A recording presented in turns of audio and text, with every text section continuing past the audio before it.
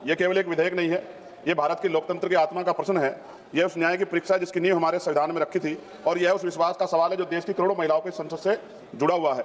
सभापति जी, मैं शुरुआत से स्पष्ट कर देना चाहता हूं कि हम महिला आरक्षण के पक्ष में हैं और हम इसे महिलाओं का संवैधानिक अधिकार मानते हैं। लोकतंत्र में समर्थन और सवाल दोनों साथ चलते हैं।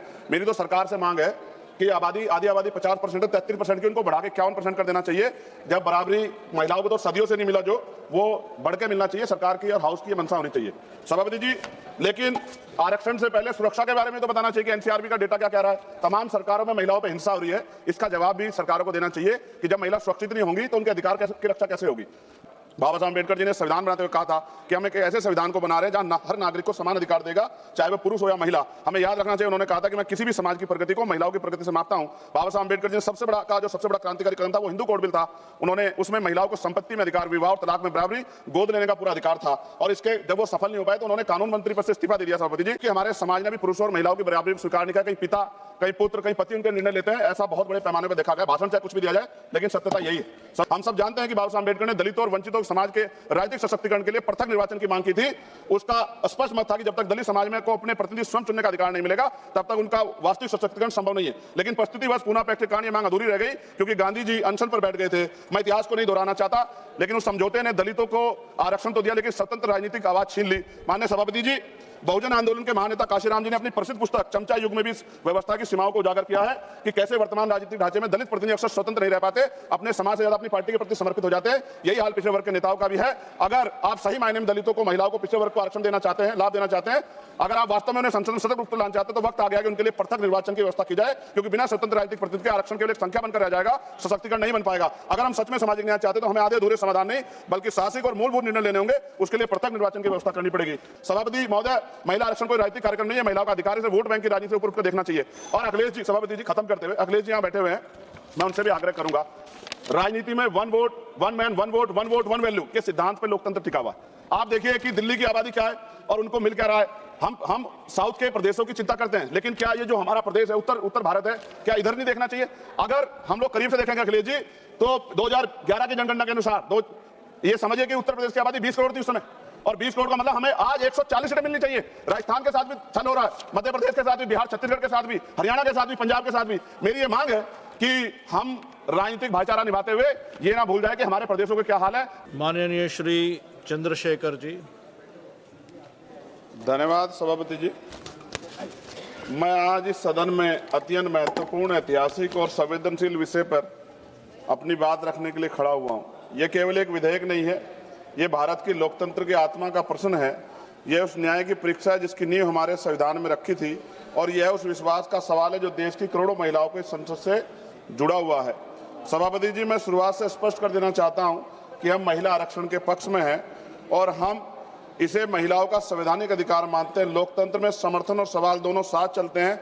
मेरी तो सरकार से मांग है कि आधी आबादी 50% है, 33% की, उनको बढ़ा के 51% कर देना चाहिए। जब बराबरी महिलाओं को तो सदियों से नहीं मिला, जो वो बढ़ के मिलना चाहिए। सरकार की और हाउस की ये मंशा होनी चाहिए। सभापति जी, लेकिन आरक्षण से पहले सुरक्षा के बारे में तो बताना चाहिए कि एनसीआरबी का डेटा क्या कह रहा है। तमाम सरकारों में महिलाओं पर हिंसा हो रही है, इसका जवाब भी सरकारों को देना चाहिए कि जब महिला सुरक्षित नहीं होंगी तो उनके अधिकार की रक्षा कैसे होगी।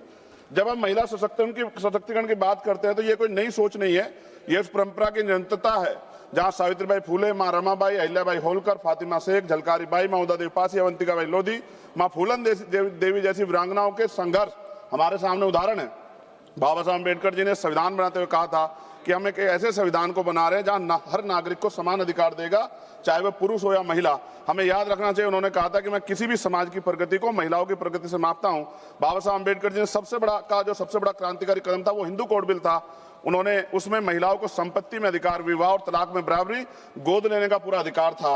और इसके जब वो सफल नहीं हो पाए तो उन्होंने कानून मंत्री पद से इस्तीफा दे दिया। सभापति जी महोदय, 73वें 74वें संविधान संशोधन जिसके तहत अनुच्छेद 243D और 243T में स्थानीय निकायों में महिलाओं के लिए आरक्षण सुनिश्चित किया गया। आज लाखों महिलाएं पंचायत और नगर पालिकाओं में नेतृत्व कर रही है। वो अलग बात है कि बहुत बड़ी संख्या में महिला प्रतिनिधि अपने निर्णय स्वतंत्र रूप से नहीं ले पाती, क्योंकि हमारे समाज ने भी पुरुषों और महिलाओं की बराबरी स्वीकार नहीं किया। कहीं पिता, कहीं पुत्र, कहीं पति उनके निर्णय लेते हैं। ऐसा बहुत बड़े पैमाने पर देखा गया। भाषण चाहे कुछ भी दिया जाए, लेकिन सत्यता यही है। सभापति जी, मान्यवर काशीराम साहब कहा करते, जिसकी इतनी संख्या बारी उसकी इतनी हिस्सेदारी। इन्हीं विचारों की कसौटी पर अगर वर्तमान महिला आरक्षण कानून को परखा जाए तो स्पष्ट हो जाता है कि 33% आरक्षण आधी आबादी के साथ पूर्ण न्याय नहीं करता। और यदि 33% आरक्षण दे भी दिया तो सबसे बड़ा प्रश्न यह उठता है कि SC, ST और OBC और मुस्लिम वर्ग की महिलाओं को वास्तविक प्रतिनिधित्व कैसे मिलेगा, क्योंकि वर्तमान व्यवस्था में कोटे के अंदर कोटे कोई प्रावधान नहीं है। इसका सीधा अर्थ यह है कि आरक्षण उन वर्गों तक सीमित रह सकता है जिनके पास पहले से ही सामाजिक, आर्थिक और राजनीतिक संसाधनों तक पहुंच है। ऐसे में दलित, आदिवासी, पिछड़े और मुस्लिम वर्ग की महिलाओं जो सबसे अधिक वंचित है वो हाशिए पर रह जाएंगी, फिर से प्रतिनिधित्व से बाहर रह जाएंगी। ये न केवल महिलाओं के अधिकारों के साथ अन्याय है बल्कि सामाजिक न्याय की अवधारणा के भी खिलाफ है। आज जरूरत है केवल आरक्षण देने की नहीं बल्कि न्यायपूर्ण और समावेशी आरक्षण सुनिश्चित करने की है। आप तो कोटे में उपवर्गीकरण यानी कि कोटे के अंदर कोटे की बात करने वाले हैं, तो महिला आरक्षण में इसे लागू करने के पीछे आप लोग क्यों रह गए? क्योंकि जब तक सबसे वंचित महिलाओं को उनका हक नहीं मिलेगा तब तक कोई भी आरक्षण अधूरा ही रहेगा। ये लड़ाई केवल आरक्षण की नहीं, ये लड़ाई बराबरी, सम्मान और असली लोकतंत्र की है। सभापति जी, मैं इस सदन के माध्यम से हो रही चर्चा के बीच एक मूलभूत प्रश्न उठाना चाहता हूं। सामाजिक न्याय की वास्तविक स्थापना कैसे होगी? हम सब जानते हैं कि बाबा साहब अम्बेडकर ने दलितों और वंचितों समाज के राजनीतिक सशक्तिकरण के लिए पृथक निर्वाचन की मांग की थी। उसका स्पष्ट मत था कि जब तक दलित समाज में को अपने प्रतिनिधि स्वयं चुनने का अधिकार नहीं मिलेगा तब तक उनका वास्तविक सशक्तिकरण संभव नहीं है। लेकिन परिस्थितिवश पूना पैक्ट के कारण ये मांग अधूरी रह गई क्योंकि गांधी जी अनशन पर बैठ गए थे। मैं इतिहास को नहीं दोहराना चाहता, लेकिन उस समझौते ने दलितों को आरक्षण तो दिया लेकिन स्वतंत्र राजनीतिक आवाज छीन ली। माननीय सभापति जी, बहुजन आंदोलन के महानेता काशीराम जी ने अपनी प्रसिद्ध पुस्तक चमचा युग में भी इस व्यवस्था की सीमाओं को उजागर किया है कि कैसे वर्तमान राजनीतिक ढांचे में दलित प्रतिनिधि अक्सर स्वतंत्र नहीं रह पाते, अपने समाज से ज्यादा अपनी पार्टी के प्रति समर्पित हो जाते हैं। यही हाल पिछड़े वर्ग के नेताओं का भी है। अगर आप सही मायने में दलितों को, महिलाओं को, पिछड़े वर्ग को आरक्षण देना चाहते हैं, लाभ देना चाहते हैं, अगर आप वास्तव में उन्हें संसद में सतत रूप से लाना चाहते हैं तो वक्त आ गया कि उनके लिए पृथक निर्वाचन की व्यवस्था की जाए, क्योंकि बिना स्वतंत्र राजनीतिक प्रतिनिधित्व के आरक्षण केवल एक संख्या बनकर रह जाएगा, सशक्तिकरण नहीं बन पाएगा। अगर हम सच में सामाजिक न्याय चाहते तो हमें आधे अधूरे समाधान नहीं बल्कि साहसिक और मूलभूत निर्णय लेने होंगे। उसके लिए पृथक निर्वाचन की व्यवस्था करनी पड़ेगी। लोकसभा की तरह सभापति जी, राज्यसभा की सीटों में वृद्धि होनी चाहिए। वर्तमान में राज्यसभा की सीटें लोकसभा की सीटों के लगभग 45% है, इसलिए लोकसभा सीटों को बढ़ाने के बाद राज्यसभा की सीटें बढ़ाकर 850 का 45% यानी कि लगभग 383 सीटें होनी चाहिए। सरकार ने अगली जनगणना में, जब गृह मंत्री बोल रहे थे उन्होंने कहा था कि जातिगत जनगणना कराएंगे, वादा किया था अगली जनगणना में SC, ST, OBC की जनगणना की जनसंख्या की गणना के बाद अब समय आ गया है कि राज्यसभा, विधानसभा, विधान परिषद में भी SC, ST की तरह OBC वर्ग के लोगों को जनसंख्या के अनुपात में आरक्षण दिया जाना चाहिए, जहां जहां भी अब तक लागू नहीं है। और पिछड़ी और अति पिछड़ी जातियों को भी लोकसभा और विधानसभा में आरक्षण की व्यवस्था हो जैसे SC, ST के लोगों को है। सभापति जी, हमारा संविधान कहता है कि प्रतिशत जनसंख्या के आधार पर होना चाहिए, साथ ही संघीय संतुलन को भी बना रहेगा। 1976 और 2001 के परिसीमन को रोकने का निर्णय इसलिए लिया गया था क्योंकि उस समय यह समझ थी कि अगर केवल जनसंख्या के आधार पर किया गया तो राज्य जनसंख्या नियंत्रण में सफल, जो राज्य जनसंख्या नियंत्रण में सफल रहे वे नुकसान में चले जाएंगे। सरकार तो कहती है कि ये प्रक्रिया निष्पक्ष होगी, लेकिन सवाल उठता है क्या इसके लिए सभी राज्यों का व्यापक परामर्श हुआ? क्या कोई सर्वदलीय समिति बनाई गई? क्या राज्यों की सहमति ली गई? अगर नहीं तो ये प्रक्रिया सहमति से नहीं, सख्ती से लागू की जा रही है। मेरी मांग है कि परिसीमन से पहले सर्वदलीय समिति बनाई जाए, राज्यों के बीच संतुलन बनाए रखने के लिए कोई फॉर्मूला तैयार हो।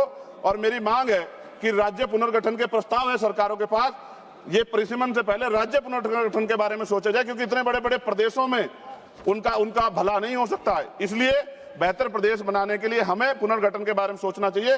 सभापति महोदय, महिला आरक्षण कोई राजनीतिक कार्यक्रम नहीं है, महिलाओं का अधिकार है, इसे वोट बैंक की राजनीति से ऊपर उठकर देखना चाहिए। और अखिलेश जी, सभापति जी खत्म करते हुए, अखिलेश जी यहाँ बैठे हुए हैं, मैं उनसे भी आग्रह करूंगा, राजनीति में one vote one man one vote one value के सिद्धांत पर लोकतंत्र टिका हुआ है। आप देखिए कि दिल्ली की आबादी क्या है और उनको मिल क्या रहा है। हम साउथ के प्रदेशों की चिंता करते हैं, लेकिन क्या ये जो हमारा प्रदेश है, उत्तर भारत है, क्या इधर नहीं देखना चाहिए? अगर हम लोग करीब से देखेंगे अखिलेश जी, तो 2011 की जनगणना के अनुसार ये समझिए कि उत्तर प्रदेश की आबादी 20 करोड़ थी उस समय, और 20 करोड़ का मतलब हमें आज 140 सीटें मिलनी चाहिए।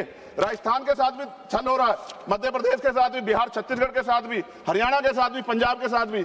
मेरी ये मांग है कि हम राजनीतिक भाईचारा निभाते हुए ये ना भूल जाए कि हमारे प्रदेशों के क्या हाल है। आप समझ के देखिए, एक MP कितने क्षेत्रों को कवर कर सकता है? इतनी बड़ी बड़ी लोकसभाएं बनी है।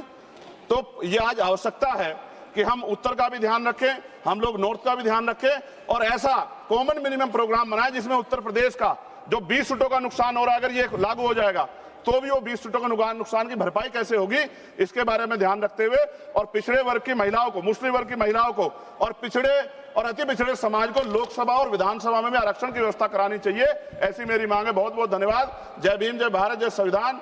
बाबा साहब अम्बेडकर जिंदाबाद। मान्यवर काशी राम साहब अमर रहे।